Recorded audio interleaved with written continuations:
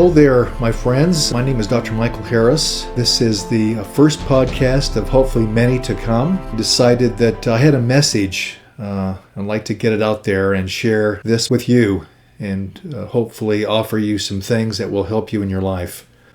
I was a practicing psychotherapist, LCSW, PhD in psychology for many years, about 34 years. And it was very fulfilling for many years, but there came a time when I felt like something was missing. It had to do with a belief that people grow and learn and develop when they use all of the aspects or elements of themselves. Not only the psychological, emotional, or cognitive, the mental, but also the spiritual elements that are there for us if we're really going to learn and grow and deepen in our identity of ourselves.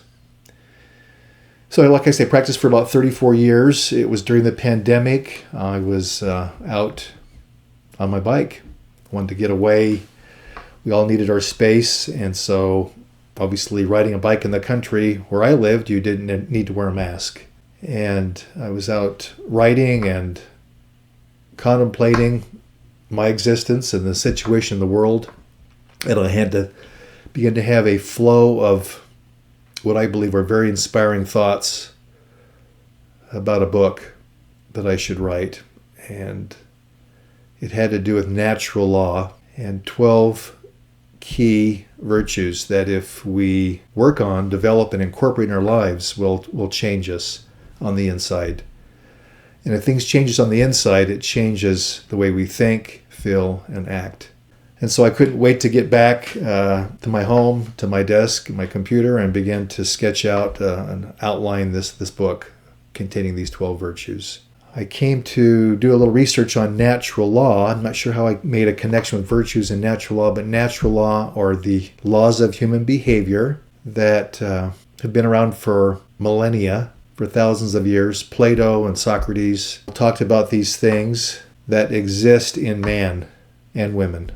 And they are natural laws of human behavior, like gravity, in terms of a physical law. These are emotional human behavior principles or laws that if we align ourselves with those, we become happy. We become purposeful. We have more meaning. We have a sense of ourselves, a stronger sense of our identity. And we are consequently happier human beings. And so I've put this together. And now I have several books. I have some workbooks. I have an online course. I have a program that's designed for businesses. It's a 90 to 2 hour program. It's all regarding the program called The Fruits of Virtue. It's on character and virtue development. And it has changed my life, and it will certainly change yours. So that's kind of how this thing started. Psychotherapy is about working on trauma, past pain, past issues that people have from their family of origin. It's usually with their parents or siblings or other significant others. And so it's a matter of working through those traumas and those memories and those beliefs that perhaps aren't fully functional or happy or conducive to happiness. And I've come up with something a little bit different, whereas psychotherapy addresses learning how to survive. My program is about virtue resiliency training, which helps you to thrive. And so that's what this is about.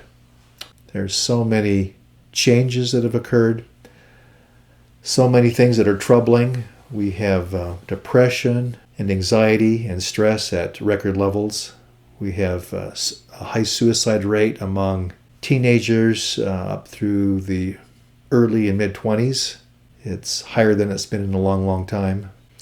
There's a term that the government has come up with called deaths of despair. These numbers are rising. These are deaths due to drug overdoses, alcoholism. Fentanyl would be part of the drug overdose dilemma that we're having. Suicide, just being depressed and wanting to give up on life. And part of suicide, which is a complicated illness in itself, is feeling a lack of purpose. There's a faltering, a loss of faith in our world. Religiosity has certainly dropped it's come down quite a bit. In fact, every generation there is less religiousness among people. And so now people today say, oh, well, I'm spiritual, I'm just not religious. And that can be a good thing. Spirituality can be still a belief in God or something greater, some greater source or creator in the universe. It often has a lot to do with feeling one with the universe, one with nature, one with the world. But there's been some interesting studies done over a period of many decades, particularly by a man named Dr. Koenig from Duke University, which indicates those who are religious, who attend church or have a specific practice that they follow, like meditation and prayer, reading from holy or inspiring words like scripture or very inspiring books, and do it in a communal way, have better physical health, better mental health, live longer, happier, have more purpose across the board. It's not that religious people lack these problems. They have them, but in much smaller degrees than those who do not have something to embrace, some belief or a practice. And we'll talk about that another time in more detail. It's a fascinating studies that Dr. Koenig has been doing for a long, long time that have overwhelming results to embrace or develop a practice. Because I had a practice for many, many years, I have some tools. I have some things I can offer you. And so I want to do that. I want to offer you techniques and tools for coping, for dealing with depression, anxiety, even OCD, kinds of things that people face. I have things for insomnia, things that we can talk about that will help you in your relationships with others, particularly your love relationships. And so I think that would be very beneficial to you.